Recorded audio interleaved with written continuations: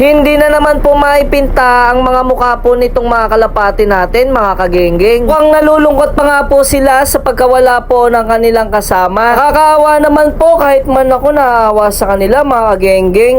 Ito na lamang po ang aking ibibigay. Papakainin natin sila ng marami. Magkapito ko nga po ay agad-agad na sila nagbabaan. Dahil mga kagenggeng, unti-unti na nila akong nakikilala. Tingnan nyo naman, umaamo na po sila. Kaya lang parang naiilang silang kumain sa kakanan. Parang mas gusto po nila na kumain na lang po dyan sa sahig. Dyan po kasi sila nasanay kumain, mga kagenggeng. Tingnan nyo naman, ayun po, mga naglalapitan na sila. Tingnan nyo naman po yung tikas at gaganda nitong mga kalapate, mga kagenggeng, parang pangarera nga po sila. Pangalan nga po nila si Lini at Tak, tsaka si Mingming. Grabe mga kagenggeng, napapaamo na nga po natin sila. Dati lumapit lang ako ng konti sa kanila, nagliliparan na. Ngayon naaamo na natin. Kaya lang po may kulang po sa kanila, yung kanilang lop o yung bahay po nila. Medyo gahol nga lang po talaga kasi ako sa oras at gipit na gipit po ako sa araw dahil straight po ako sa biyahe.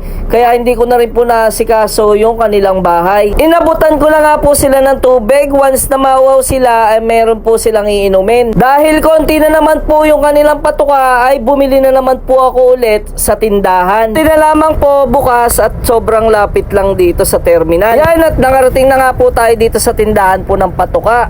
Shoutout po pala kay kuya. Pagtanong ko nga po sa kanya kung meron pa po siyang tindang patuka. Yan, at kalahating takal na lang po ang ating inabutan. Masyado pong konti at wala pa po palang 2 kilo. Kaya tinignan ko po itong kabilang sako kung pwede po ito para sa kalapate. Tinimbang na nga po ni kuya, halos wala pa pong 3/4 na kilo po ang laman po ng tabo. Kaya sumandok po siya sa ibang patuka at inahalo para lang po magsaktong 3/4, mga kagenggeng. 2 kilo nga po sana yung bibili natin patuka, kaya lang kulang, mga kagenggeng. Sabi ko babalik na lang po ulit ako kapag po ulit nag-deliver. Shoutout po muna kayo, kuya.